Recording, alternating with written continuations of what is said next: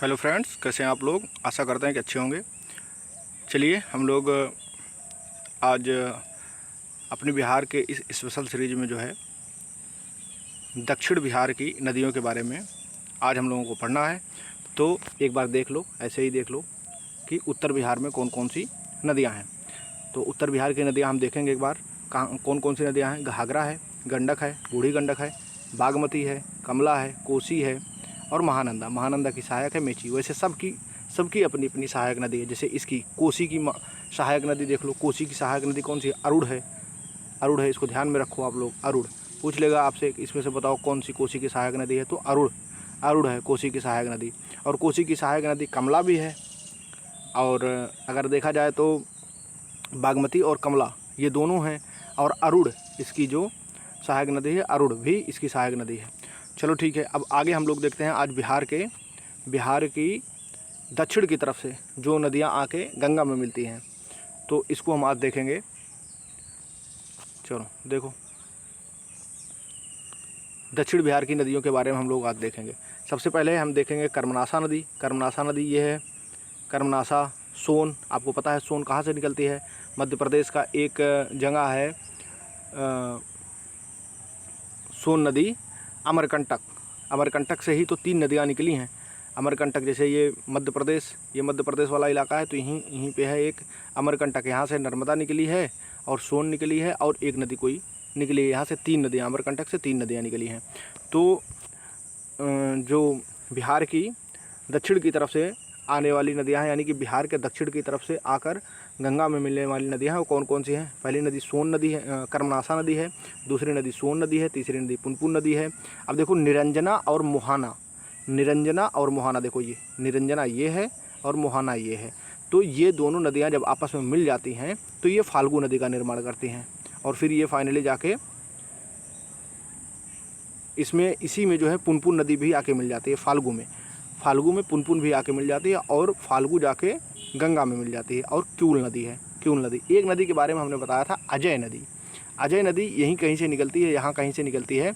और ये ऊपर की तरफ न जाने के बजाय, मतलब यहाँ से गंगा में हमने बताया था क्या? देखो, हमने बताया था 2 ऐसी नदियाँ हैं, बिहार की 2 ऐसी नदियाँ हैं जो बिहार में तो हैं लेकिन बिहार में गंगा से नहीं मिलती हैं, बल्कि बिहार के बाहर जाके गंगा से मिलती हैं। तो कौन कौन सी नदियाँ हैं वो? 2 नदियाँ कौन कौन सी हैं? एक है अजय नदी और एक आप जानते ही हैं महानंदा नदी कहाँ पे मिलती है गंगा में जाके? तो ये मालदा में जाके मिलती है। और अजय नदी भी जो है बिहार से बाहर गंगा में मिलती है। ठीक है, आगे देखो। अब देखो, बिहार के दक्षिण की तरफ से आकर गंगा में मिलने वाली नदियाँ कौन कौन सी हैं? कर्मनाशा नदी है, सोन नदी है, पुनपुन नदी, निरंजना नदी, मोहना नदी। ये तीनों ही फाल्गु की सहायक है। और फाल्गु नदी फाइनली जाके गंगा में मिल जाती है। और एक है क्यूल नदी। ध्यान रखना, इस क्यूल नदी को ध्यान रखना आप लोग। क्यूल नदी के बारे में ज़रूर पूछा जाता है प्रश्न। आगे देखो,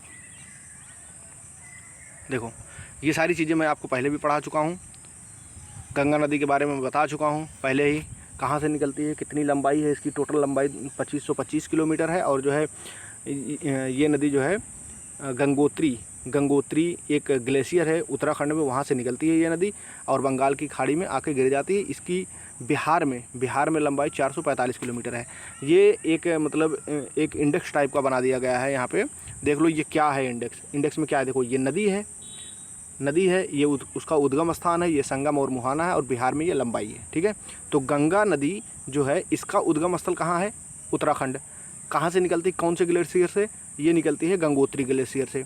और बंगाल की खाड़ी में ये जाके मिल जाती है। मतलब उसे जो बंगाल की खाड़ी में ये नदी, मतलब इसका मुहाना है। यहाँ पे जाने के बाद ये समुद्र से या फिर बंगाल की खाड़ी में जाके मिल जाती है। और इसकी बिहार में लंबाई कितनी है? 445 किलोमीटर। ये सारी चीज़ें मैं आपको पहले भी बता चुका हूँ। हालांकि ये लंबाई वाला नहीं बताया था, मैंने पहले नहीं बताया था, जो आज आप लोग जान लो।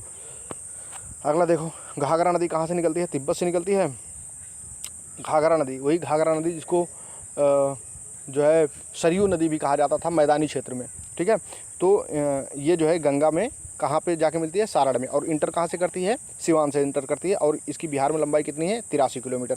गंडक नदी नेपाल से निकलती है और ये गंगा में सोनपुर में गंगा में जाके मिल जाती है। कितनी लंबाई इसकी, 260 किलोमीटर। बूढ़ी गंडक नदी देख लो, बूढ़ी गंडक नदी सोमेश्वर की पहाड़ी, कहाँ है सोमेश्वर की पहाड़ी, पश्चिमी बंगाल में है। पश्चिमी बंगाल कहना सॉरी, ये है पश्चिमी चंपारण में। पश्चिमी चंपारण में ये जो है सोमेश्वर की पहाड़ी है। और ये गंगा में कहाँ पे मिलती है आके, खगड़िया एक ज़िला है। अब बताओ आप लोग, खगड़िया किस मंडल में पड़ता है। हमने बताया था ना कितने मंडल हैं बिहार के अंदर, 9 मंडल हैं और 19 नगर निगम है। तो ये जो 9 मंडल हैं, ये खगड़िया किस मंडल में पड़ता है। अब मैं आपको एक हिंट दे रहा हूँ, यहीं इसी मंडल में बेगूसराय भी आता है। बेगूसराय भी इसी मंडल में आता है, जहाँ से हैं कन्हैया कुमार। और बेगूसराय से ही कन्हैया कुमार आते हैं।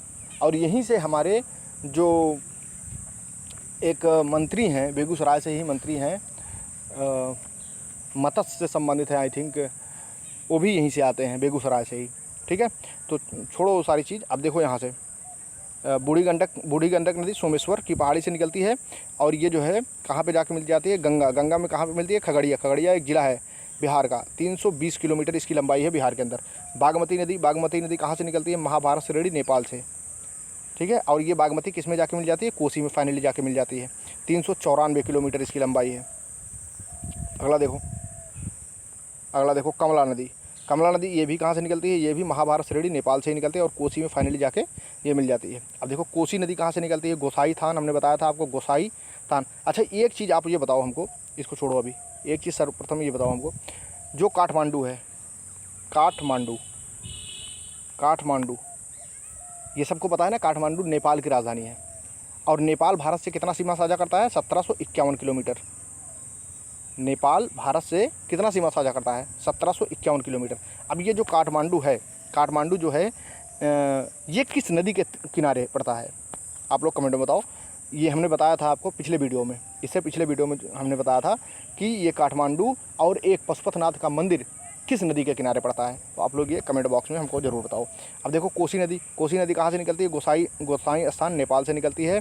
और गंगा में कुर्सेला कटिहार के पास ये आके मिल जाती है और 260 किलोमीटर इसकी लंबाई। अच्छा बताओ, ये नदी कोसी नदी गंगा में इंटर कहाँ से करती है, गंगा में कह रहे हैं सॉरी, बिहार में इंटर कहाँ से करती है, कोसी नदी बिहार में इंटर कहाँ से करती है। ठीक है, आगे देखो महानंदा नदी हमको पता है कहाँ से निकलती है, ये पश्चिम बंगाल के दार्जिलिंग ज़िले से निकलती है और गंगा में मालदा एक पश्चिम बंगाल में जगह है मालदा, वहाँ पे जाके गंगा में मिल जाती है। अब देख लो आगे देखो, अब यहाँ से शुरू होता है अपना दक्षिण भारत की नदियाँ नहीं बल्कि दक्षिण बिहार की नदियाँ। अब देखो कर्मनाशा नदी बिंदी की पहाड़ी से निकलती है।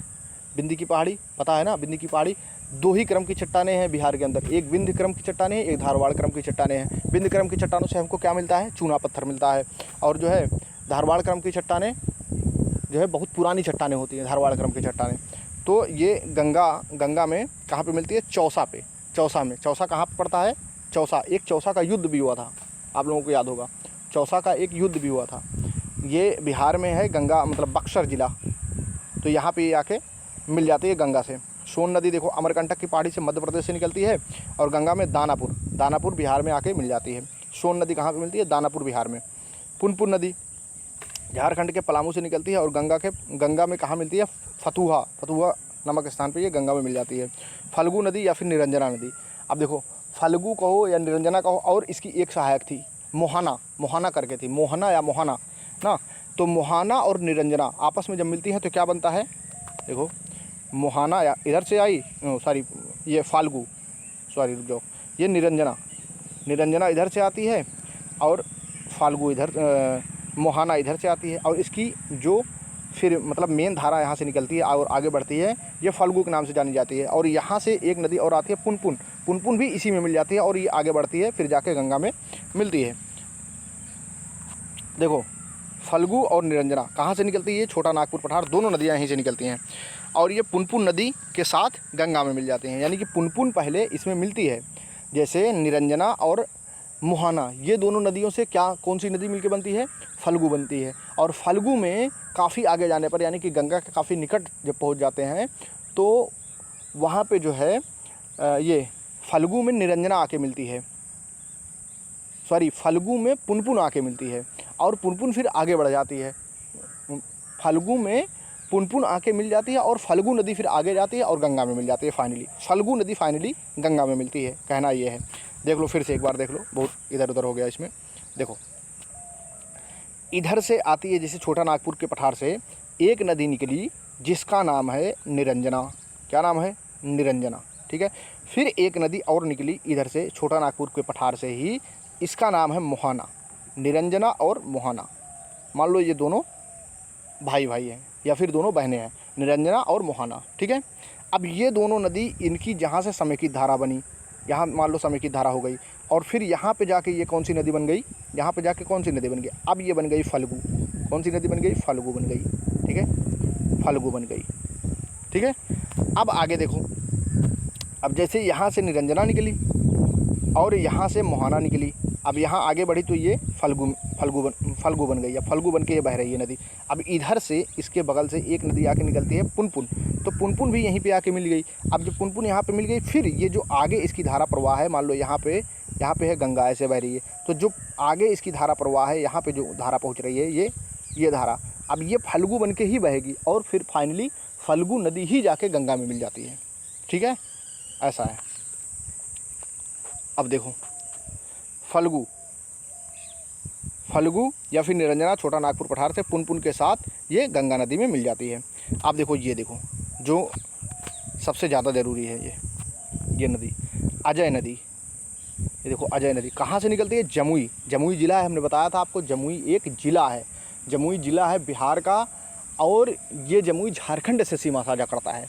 तो जमुई, और ये कहाँ देखो गंगा नदी में पश्चिम बंगाल में जाके मिल जाती है। यानी कि अगर हम बिहार का एक रफ मैप बनाएं, ऐसे देखो ये है बिहार। अब यहाँ पे है, यहाँ पे कुछ पड़ता है जमुई, यहाँ पे जमुई ज़िला है। अब यहाँ से एक नदी निकलती है अजय नदी।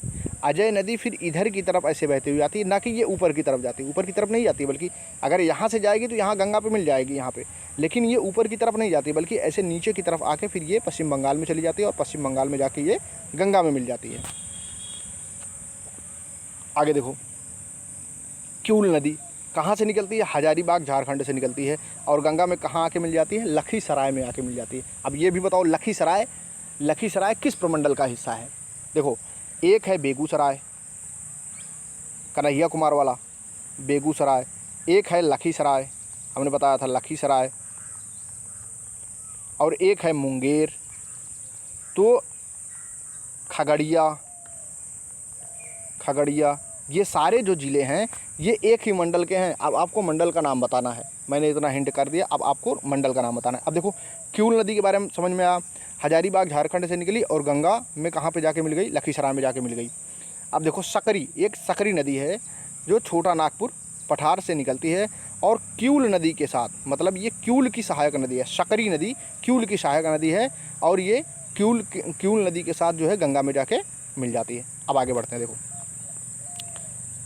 अब सेम चीज़, ये सारी चीज़ें मैंने आपको पढ़ा दिया है पहले भी, अब इसका फटाफट कर लेते हैं रिवीजन। देखो गंगा नदी कहाँ से निकलती है? उत्तराखंड के गंगोत्री ग्लेशियर से निकलती है। इसकी लंबाई, टोटल लंबाई 2525 किलोमीटर है, जिसमें बिहार में इसकी लंबाई 445 किलोमीटर है। सारी चीज़ें मैं बता चुका हूँ। देवप्रयाग में देखो अलकनंदा और भागीरथी नदी दोनों नदियाँ मिलने के बाद इस नदी को गंगा का नाम दिया जाता है। फिर ये मैदानी भाग में आती है और हरिद्वार में मैदानी भाग में इंटर करती है गंगा नदी। अब देखो गंगा नदी बिहार की प्रमुख, देखो ये सबसे ज़्यादा इंपॉर्टेंट है, प्रमुख नदी एवं प्रवाह तंत्र का आधार है। यानी कि बिहार में जो नदियों का प्रवाह तंत्र है, प्रवाह तंत्र के बारे में हमने बताया था ना कि सिंचित इलाका, नदियों के द्वारा जो सिंचित इलाका होता है उसी को प्रवाह तंत्र कहते हैं। एक नदी का तंत्र जो बनाती है उसी को प्रवाह तंत्र कहते हैं। तो पूरे बिहार की सबसे प्रमुख एवं प्रवाह तंत्र का आधार कौन है? गंगा नदी है। ठीक है, आगे देखते हैं। देखो ये सारी चीज़ें मैं आपको पहले भी बता चुका हूँ। गंगा नदी बिहार में बक्सर जिले के चौसा के समीप प्रवेश करती है और कटिहार एवं भागलपुर से सीमा बनाती हुई बिहार से बाहर पश्चिम बंगाल में चली जाती है। इस दौरान गंगा नदी बिहार के 12 जिलों से होकर गुजरती है। मतलब इसके किनारे किनारे आसपास में जहाँ जहाँ से ये गुजरती है, ये 12 नदियों से होकर गुजरती है बिहार के अंदर, और फिर फाइनली जो है भागलपुर और कटिहार से सीमा बनाते हुए पश्चिम बंगाल में एंटर कर जाती है। अब देखो, बिहार में गंगा नदी की सर्वाधिक लंबाई पटना ज़िले में है। सीधा प्रश्न आपसे पूछेगा कि बताओ बिहार स्टेट में गंगा नदी की लंबाई किस ज़िले में सर्वाधिक है? तो पटना। और वैसे पटना आपको पता भी है, पटना बिहार की राजधानी पटना है। और ये इसका इतिहास क्या है, पटना का इतिहास क्या है? एक उदाइन नामक राजा था। उदाइन नामक, ये मगध की मैं बात कर रहा हूँ, मगध साम्राज्य की मैं बात कर रहा हूँ। तो उदाइन नामक राजा था मगध साम्राज्य में। एक जो है इसने एक शहर का निर्माण करवाया था, शहर को स्थापित किया था। उसका नाम था पाटलिपुत्र। पाटलिपुत्र नामक शहर की इसने स्थापना की। पाटलिपुत्र शहर की इसने स्थापना की थी और इसको अपनी राजधानी भी बना लिया था। तो इसी पाटलिपुत्र को काटते पीटते जो है आगे जब हम लोग बढ़े तो यही पाटलिपुत्र ही क्या हो गया, पटना बन गया। ठीक है, तो पटना का इतिहास ये है। बिहार में गंगा नदी की सर्वाधिक लंबाई पटना ज़िले में है। अब देखो, गंगा की सहायक नदियों में घाघरा, पता ही है आपको, गंडक, बूढ़ी गंडक, कोसी, सोन, पुनपुन, महानंदा, अजय, ये सारी नदियाँ किसकी हैं? ये सारी नदियाँ जो है आपकी बिहार की इसकी गंगा की सहायक नदियाँ हैं। ठीक है, आगे देखो, ये सबको पता होगा कि बंगाल में पद्मा नदी कहा जाता है किसको? गंगा को। बांग्लादेश के अंदर पद्मा नदी कहा जाता है। अब देखो, घाघरा सब पढ़ा चुका हूँ मैं। यह मानसरोवर तिब्बत के पास से निकलती है और सिवान जिले में प्रवेश करती है। बिहार में कहाँ पे प्रवेश करती है? सिवान जिले में प्रवेश करती है। उत्तर प्रदेश और बिहार की सीमा पर बहती हुई सारण में ये कहाँ पे मिल जाती है?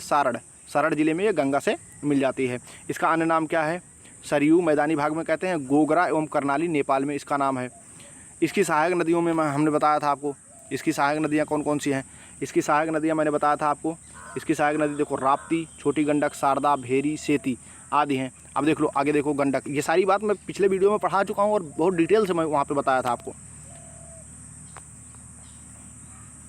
यहाँ देखो, गंडक नदी के बारे में देख लो। गंडक नदी को मैदानी भाग में क्या कहा जाता है? नारायणी नदी कहा जाता है। इसको सप्तगंडकी के नाम से भी जाना जाता है। शालिग्रामी नदी इसको नेपाल में कहा जाता है। गंडक की मुख्य शाखा धौलागिरी और अन्नापूर्णा श्रेणियों को पार करते समय गार्ज बनाती है और बिहार में भैंसालोटन पश्चिमी चंपारण में ये प्रवेश करती है। यानी कि गंडक नदी बिहार में कहाँ से इंटर करती है? भैंसालोटन नामक स्थान पर पश्चिमी चंपारण में। ठीक है, या उत्तर प्रदेश एवं बिहार से 45 किलोमीटर की सीमा बनाती है। कौन सी नदी? गंडक नदी। इसकी सहायक नदियाँ हैं कुछ। इसकी सहायक नदी कौन कौन सी देख लो। इसकी सहायक नदी कौन कौन सी हैं? इसकी सहायक नदी हैं गंडक नदी की, मतलब काली गंडक, त्रिशूली, बूढ़ी गंडक आदि। इसमें मिलने वाले गोल काले पत्थर को शालिग्राम कहा जाता है। एक बार ये प्रश्न पूछा गया था कि जो गंडक नदी में मिलने वाला पत्थर होता है, जिसको शालिग्राम पत्थर भी कहा जाता है, इसका कलर कैसा होता है? ऐसा भी प्रश्न आ चुका है एक बार। ठीक है, तो आप लोग ये जानते रहो कि ये गोल गोल काले पत्थर होते हैं, इसको शालिग्राम पत्थर के नाम से भी जाना जाता है। अब बूढ़ी गंडक देख लो। बूढ़ी गंडक सोमेश्वर श्रेणी से निकलती है और पश्चिमी भाग से निकलकर पश्चिमी चंपारण, पूर्वी चंपारण, मुजफ्फरपुर, समस्तीपुर, बेगूसराय जिलों से बहते हुए अंत में खगड़िया जिले में गंगा पर मिल जाती है। सिर्फ आपको इतना याद रखना है कि कहाँ से निकल रही है नदी? सोमेश्वर श्रेणी से निकल रही है नदी। सोमेश्वर श्रेणी कहाँ है? पश्चिमी चंपारण में है। और ये खगड़िया जिले में जाकर गंगा से मिल जा रही है। ठीक है, आगे देखो, इसका अन्य नाम क्या है? शिकरहना, ऊपरी भाग में। और इसकी सहायक नदियाँ कौन सी हैं? हमने बताया था आपको। इसकी सहायक नदियाँ कौन कौन सी हैं? इसकी सहायक नदियाँ हैं मसान नदी, बालोर नदी, त्यूर नदी और धनौती नदी। अब देखो, आगे देखो, बागमती नदी। देखो, एक सेकंड, बागमती नदी के बारे में देख लो। बागमती नदी या नेपाल में हिमालय के महाभारत श्रेणी से निकलती है, या बिहार में सीतामढ़ी, जिले में प्रवेश करती है। कौन सी श्रेणी से? हिमालय के महाभारत श्रेणी से निकल रही है ये बागमती नदी, और यह बिहार में सीतामढ़ी जिले में प्रवेश करती है तथा अंत में गंगा में विलीन हो जाती है। पहले यह बूढ़ी गंडक से मिलती थी, कौन सी? बागमती, लेकिन अब यह कमला नदी से मिलकर कोसी में मिल जाती है। इसकी सहायक नदी लाल बकिया, लखनदेई, मनोहरा, अधवारा, विष्णुमती आदि। आगे देखो,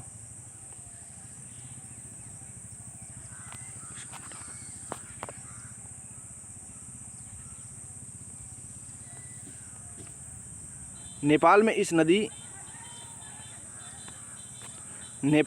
नदी के तट पर काठमांडू और पशुपतिनाथ का मंदिर स्थित है। हमने अभी आपसे प्रश्न पूछा था ना कि किस नदी के तट पर नेपाल की राजधानी काठमांडू है और एक पशुपतिनाथ का मंदिर जो फेमस मंदिर है वहाँ पे, वो किस नदी पर है? तो यही बागमती नदी पर स्थित है। ये बागमती नदी के तट पर काठमांडू भी है और पशुपतिनाथ का मंदिर भी स्थित है। आगे देखो, कोसी नदी के बारे में देख लो। यह नेपाल के उत्तर पूर्व में स्थित गोसाई स्थान से निकलती है। इसे नेपाल में सप्तकोशिकी इसलिए कहा जाता है क्योंकि यह 7 धाराओं से मिलकर बनती है। और कोसी नदी बिहार में सुपौल जिले से ये प्रवेश करती है और कुर्सेला के नज़दीक आकर गंगा में मिल जाती है। और इसमें आने वाली इसकी सहायक नदियाँ कौन कौन सी हैं? इसकी सहायक नदियाँ जैसे एक तो आपको यही बागमती ही मिल जाएगी, एक कमला भी, इसकी 2 सहायक नदियाँ। और हमने एक बताया था अरुण भी इसकी सहायक नदी है। ये कई बार पूछा गया कि अरुण किसकी सहायक नदी है। आगे देखो, इसमें होगा भी। देखो, कोसी नदी हमने बताया था, कोसी नदी अपने मार्ग परिवर्तन एवं बाढ़ के लिए कुख्यात है। इसलिए इसको क्या कहा जाता है? बिहार का शोक भी कहा जाता है। देखो, इसकी सहायक नदी हमने बताया अरुण नदी, तमोर नदी, लीखू नदी, दूध कोसी नदी, तामा कोसी, इंद्रावती और सून कोसी। अच्छा, एक चीज़ आप लोग ये बताओ, एक दर्रा है जिसको कहा जाता है, ये लीखू से मुझे याद आ गया दीफू दर्रा भारत में कहाँ स्थित है ये दीफू दर्रा? आप लोग कमेंट बॉक्स में इसको बताएं। तो इसकी सहायक नदियाँ समझ में आ गया, अरुण नदी, तोमर नदी, लीखू नदी, दूध कोसी, तामा कोसी, इंद्रावती और सून कोसी हैं। ठीक है, अब महानंदा की बात देख लो, महानंदा के बारे में देख लो।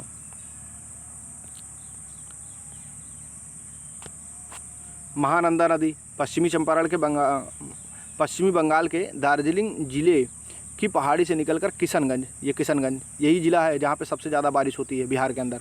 किशनगंज, पूर्णिया, कटिहार होते हुए मालदा पश्चिम बंगाल में गंगा नदी में जाके मिल जाती है।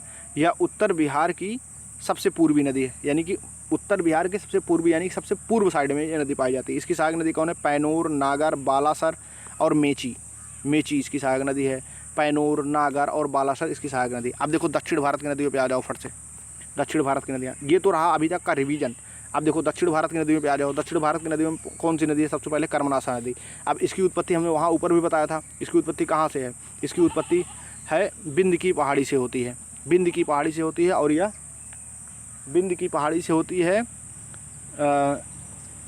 और यह बिहार एवं उत्तर प्रदेश की सीमा साझा करते हुए, जैसे आपकी कौन सी नदी करती थी? गंडक नदी करती थी। 45 किलोमीटर की सीमा साझा उत्तर प्रदेश से और बिहार से ना, तो वैसे ही इसकी उत्पत्ति बिंद पहाड़ी से होती है और यह बिहार और उत्तर प्रदेश की सीमा साझा करते हुए चौसा, बक्सर, मैंने बताया था ना बक्सर में है चौसा, और एक बक्सर का युद्ध भी हुआ है, में गंगा नदी से मिल जाती है। कब हुआ था बक्सर का युद्ध? आप लोग ये बताओ। चौसा का युद्ध कब हुआ था? आप लोग बताओ। यह दक्षिण बिहार की सबसे पश्चिमी नदी है, यानी कि दक्षिण बिहार की सबसे पश्चिमी नदी कौन सी है? कर्मनाशा। पश्चिमी का मतलब ये बिहार है। अब यहाँ से अगर हम मैप बनाएंगे तो पूर्व साइड इधर आएगा, पश्चिमी साइड इधर आएगा।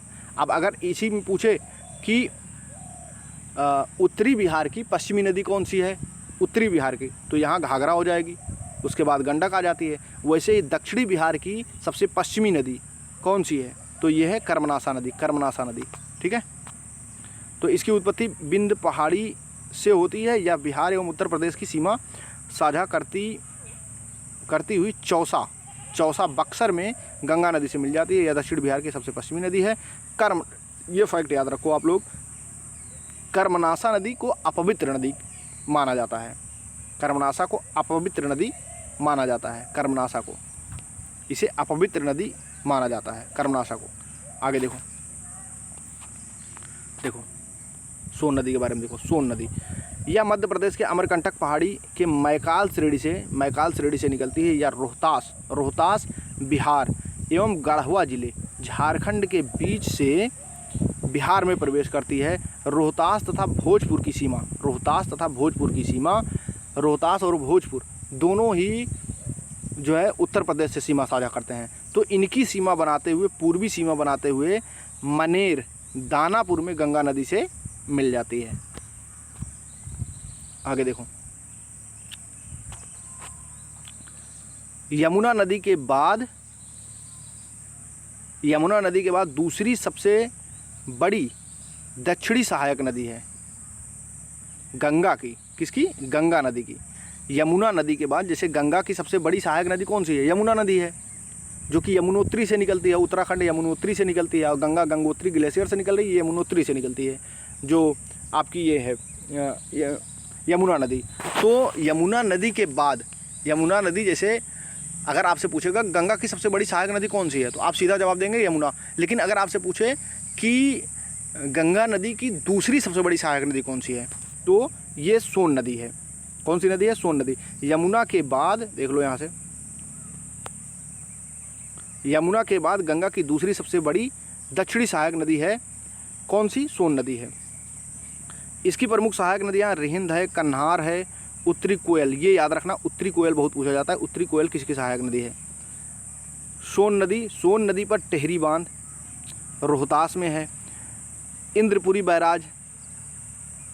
बैराज रोहतास के अंदर है। बाड़ा सागर बांध मध्य प्रदेश में स्थित है।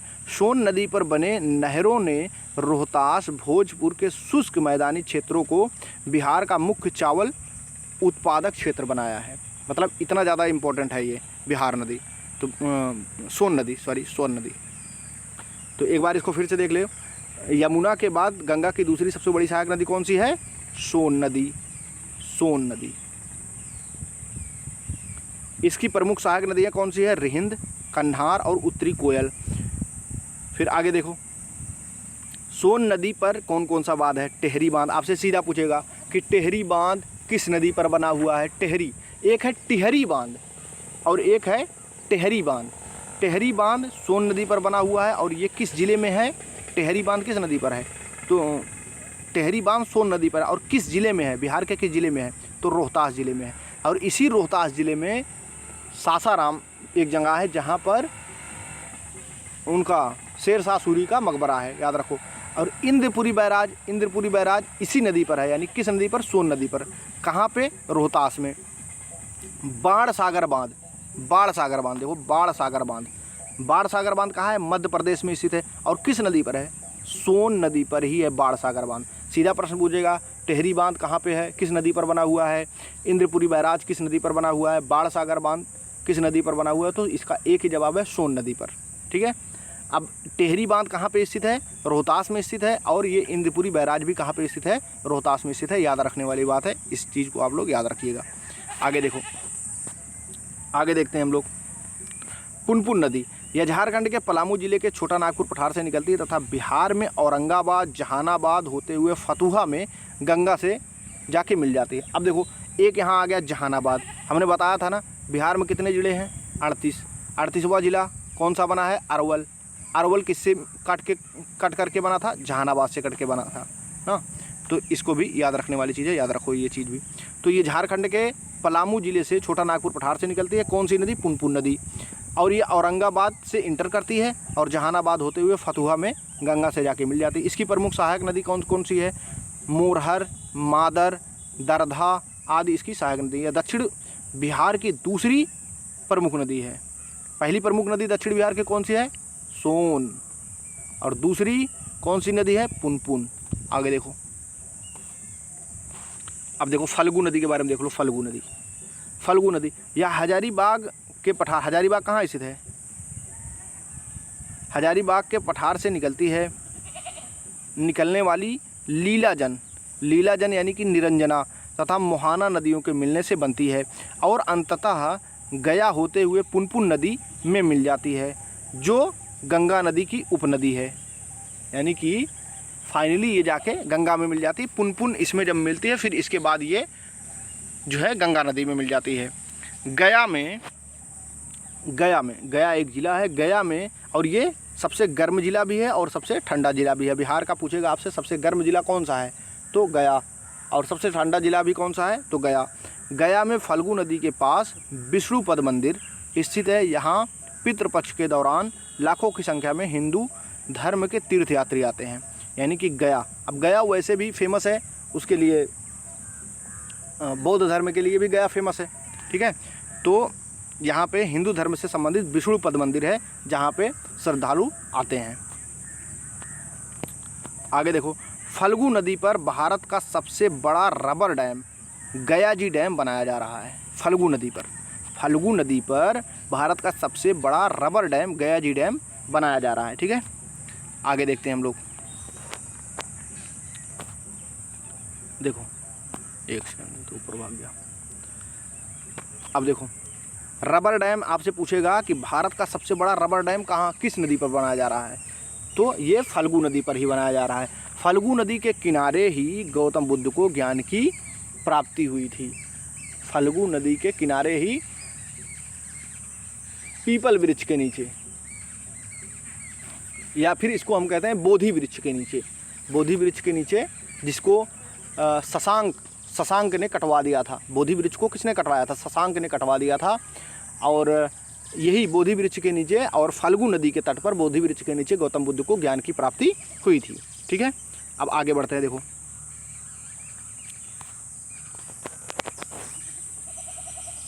आगे देख लो, बिहार में नदियों के किनारे स्थित प्रमुख शहर। पटना किस नदी के तट पर है, गंगा के तट पर है। मोकामा गंगा पे है, मुंगेर गंगा पे है, भागलपुर गंगा पे है, बक्सर गंगा नदी पे है। सोनपुर शहर है, सोनपुर बिहार का, ये गंडक नदी पर है। मुजफ्फरपुर बूढ़ी गंडक पे है, खगड़िया बूढ़ी गंडक पे है, समस्तीपुर बूढ़ी गंडक पे है, दरभंगा बागमती पे है। आगे देखो